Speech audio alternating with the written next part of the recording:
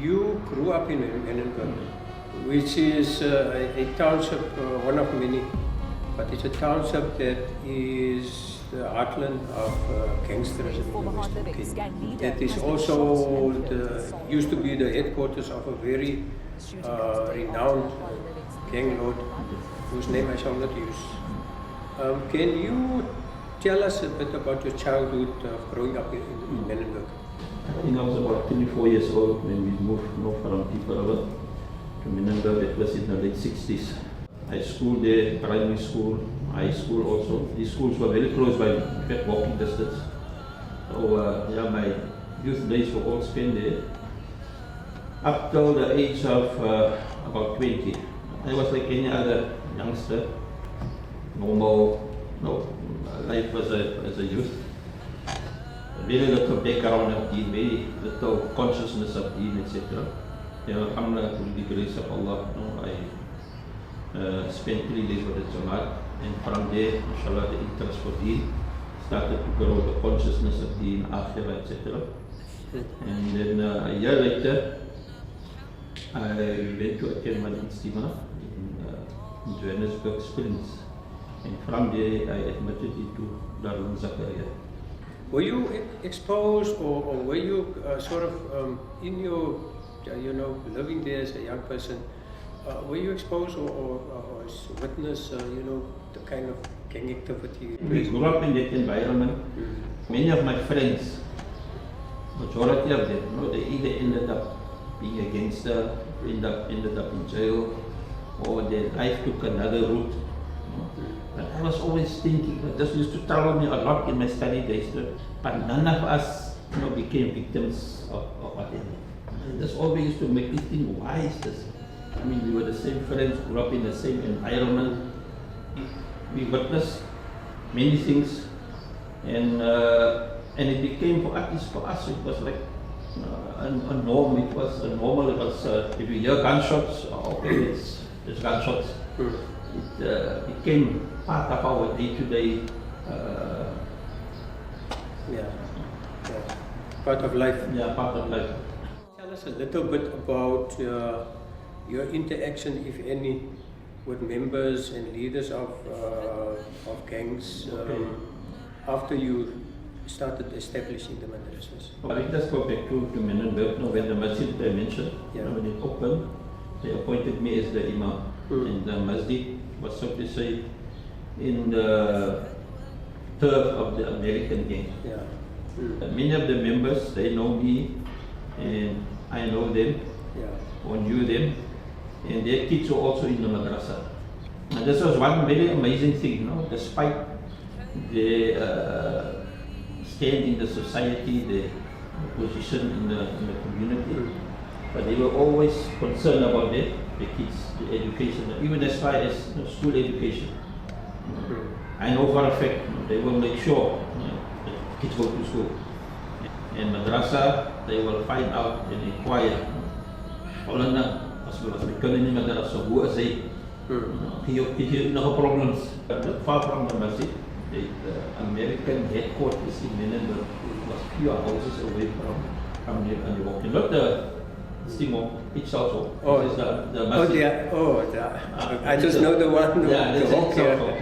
But the American headquarters, what they were in the house, and the leader also, he was very accommodative in the sector. Sometimes we used to go visit the people and gush and so on. And we know that his members in the house, and we will request, they will call them, come and listen. And he will tell all the Muslim members, they must come here and listen to the message.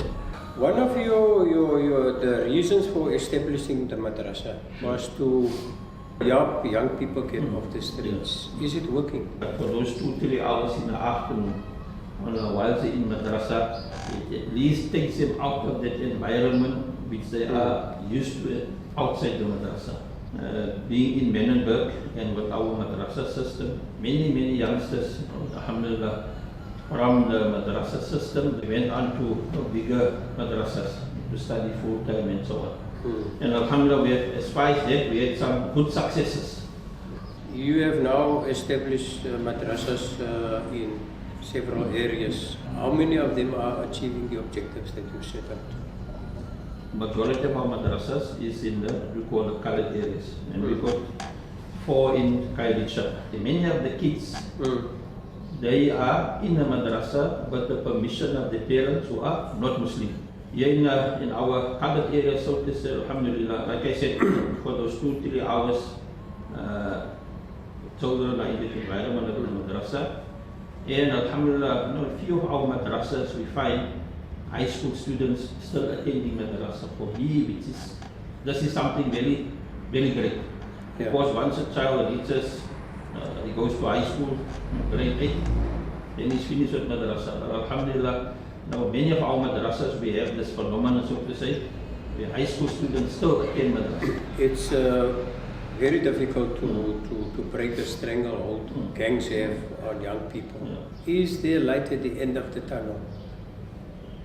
I don't want to sound too negative, but you must always, alhamdulillah, have this hope and be positive, inshallah.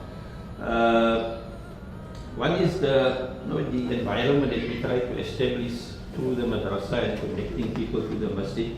Yeah. But the outside force, because most of my life I've lived in and around Manenberg, and that force is a very strong force. Yeah. In fact, I know one particular case, one boy, he completed his hifz, became Hafidul Quran. Yeah. Within 2-3 months, he was drawn into the gangs. Outside that environment, that pure environment of deen and the religion, etc., where consciousness of Allah is being taught and tried to be instilled within the kids. But once they leave that environment, it is very difficult to sustain that within the lives of the youngsters, unless the parents they play a part and they try to maybe nurture and further engender that environment within the kids. Research has shown that a very high percentage of gang members are in fact Muslim. Do you have any idea why that is? I don't have an answer for that, really. This is one of the things that has been troubling me, and really I don't have an answer for that. One thing I know for a fact, that despite whatever they are, but one outstanding quality of theirs is they got the respect for elderly people and for clergy, for priests and Maulanas and sheikhs, etc. If you look like a decent person, they will show respect to you. Gangsterism, particularly in the Western Cape, it's been sort of ravaging, decimating communities. I can say for sure that not a single day passes without somebody having been shot. Innocent people, either being killed or wounded, even young children. Now, has the state failed our community? Does Islam offer an answer to this? I can't really answer for the state. I do believe they also try the utmost and maybe have certain structures in place and programs where they try to eradicate the scourge of gangsterism. As far as alhamdulillah, Islam, that from my experience, alhamdulillah, very important, especially with the Muslim gangsters. Whilst I was in Manenberg, I used to visit the parents very often. And like I mentioned, they are very receptive when it comes to deen, irrespective of who you are. When you come with something good, something positive, they have an ear to listen. At the moment also, the HL gang, I'm very close to them. They can say they take me as their Maulana. Many of them I performed in the cars. If they've got marital problems, they come and see me. I must come talk to the partners. Any kids are born, I must give the name and so on. Yeah. And alhamdulillah, I know what in them. They want to bring a change. They want to change themselves and they want to contribute to a change in the society also. Do our Muslim leaders do enough? I want to abstain from that answer. Okay. Yeah. I think if more reach out programs can be conducted, and like I said, within them they have that essence to do good and be good. What do you see the role of other NGOs and community groups in trying to tackle once and for all the issue of gangsterism in townships? I would suggest having maybe some program or conduct a workshop. Like I said, the leaders that I know, they are very receptive, very accommodative, and very open. Maybe we have stereotyped them, and labeled them, but alhamdulillah, on the other side, they can accommodate, be accommodative also. Do you interact with other leaders of other faiths in trying to reduce or tackle gangsterism? Not really with other leaders of faith.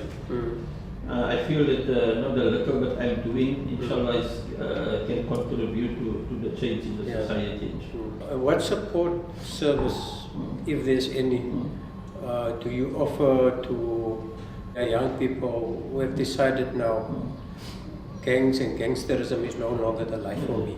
Quite a few youngsters that I know, if we approach them, take them out with the Jamaat for 3 days, etc. And I see, alhamdulillah, that they bring a change in their life.